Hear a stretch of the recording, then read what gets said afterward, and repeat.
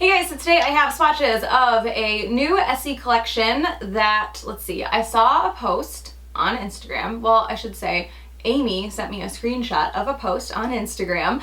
I will actually, by Seize the Sparkle, I'll link her Instagram down below.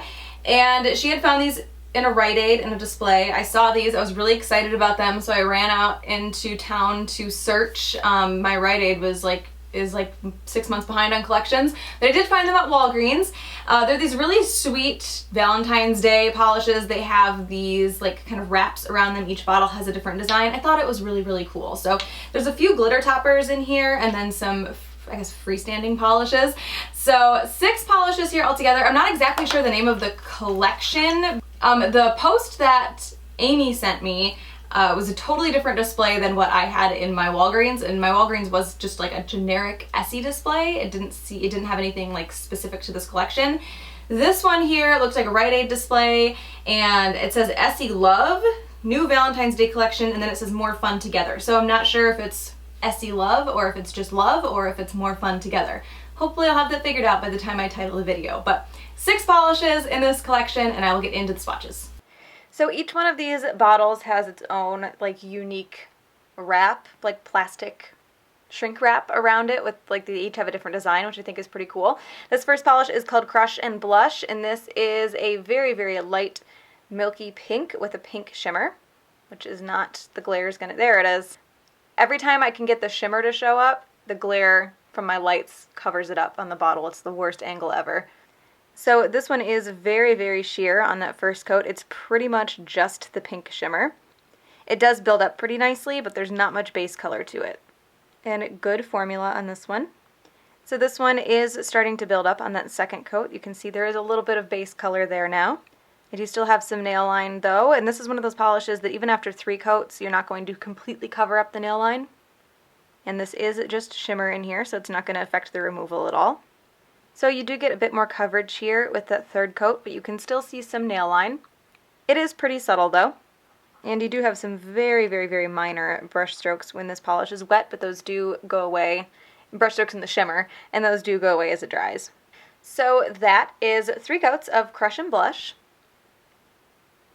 The next polish is called Essie Love, and this is a red shimmer. So this one is pretty opaque on that first coat. I can still see a little bit of nail line. Not very much though. I'm going to do a second coat because I think I'm going to get a little bit better of a color. A few brush strokes through that shimmer when it's wet. And good formula on this one as well.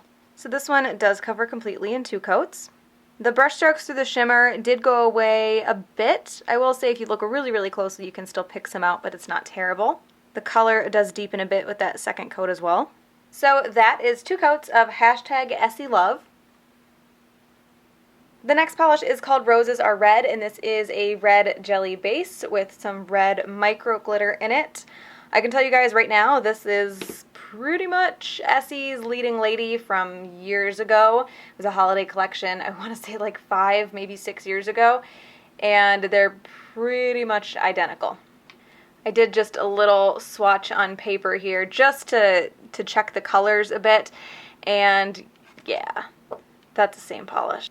So this one actually covers pretty well on that first coat. It is a bit sheer still, but you do get a good amount of glitter. And this is like a glitter, so it is going to be difficult to remove, and it is going to dry textured. You are going to want top coat to smooth that out, maybe even 2 coats of top coat depending on which one you're using. And good formula on this one.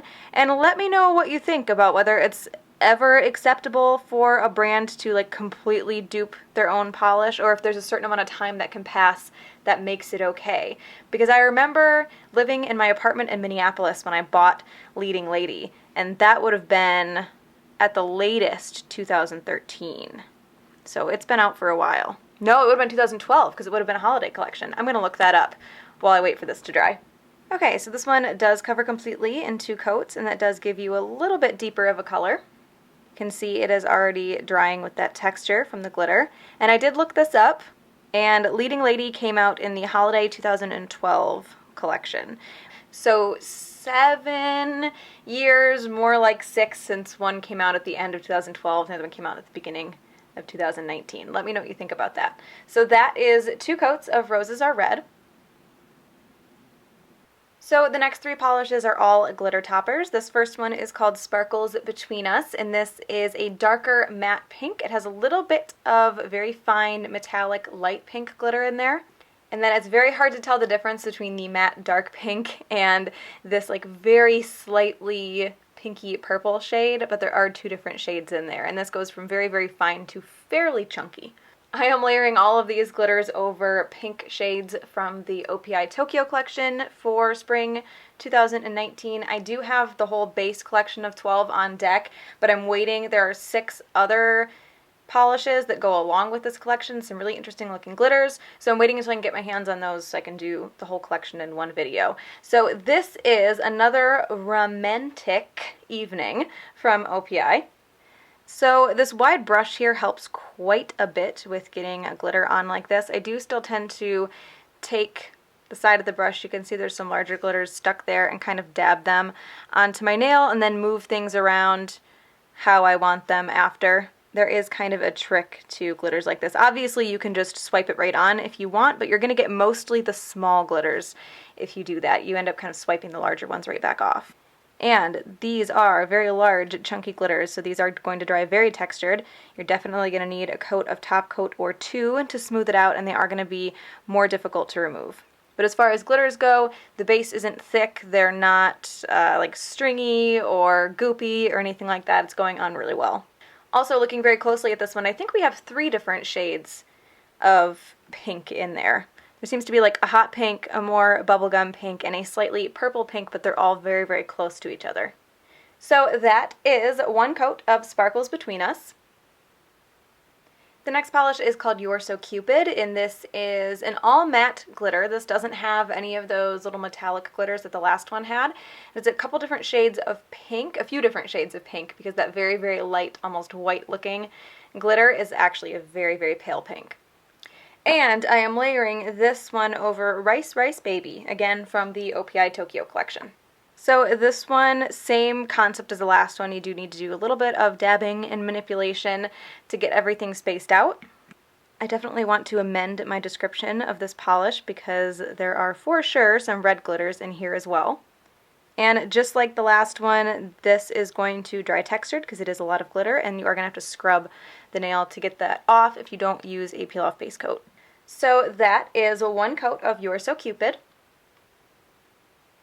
And the last polish is called Gallentine, and this is a very, very light pink and a white matte glitter. It does have that little bit of metallic, you can kind of see it, micro glitter sparkling in there. I believe it's pink metallic, but it's really small, so it's kind of hard to tell. And nothing big. This doesn't have those big giant hexes that the other 2 glitter toppers had.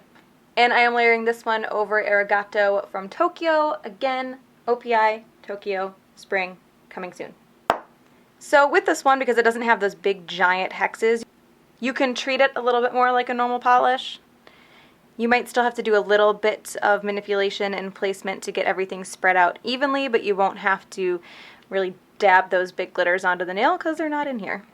And good formula on this one as well. I'm really happy to see that Essie put the wide brushes in US bottles before they came out with these, because I feel like these glitters would not perform nearly as well with a skinny brush.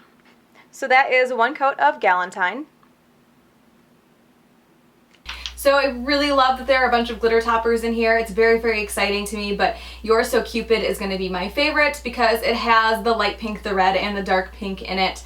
And I like anything that's, I don't know, matte glitter toppers I feel like need lots of colors to them, and this is the most colorful, I guess, of all of them. So that one is my favorite. So that is the new Valentine's Day collection from Essie that I'm not really sure what it's called. Again, I found those at Walgreens. I haven't seen anything from Essie about those, just people finding them in stores, so hopefully there'll be some more information on that soon. Hope you guys enjoyed this one, and I will talk to you later. Bye.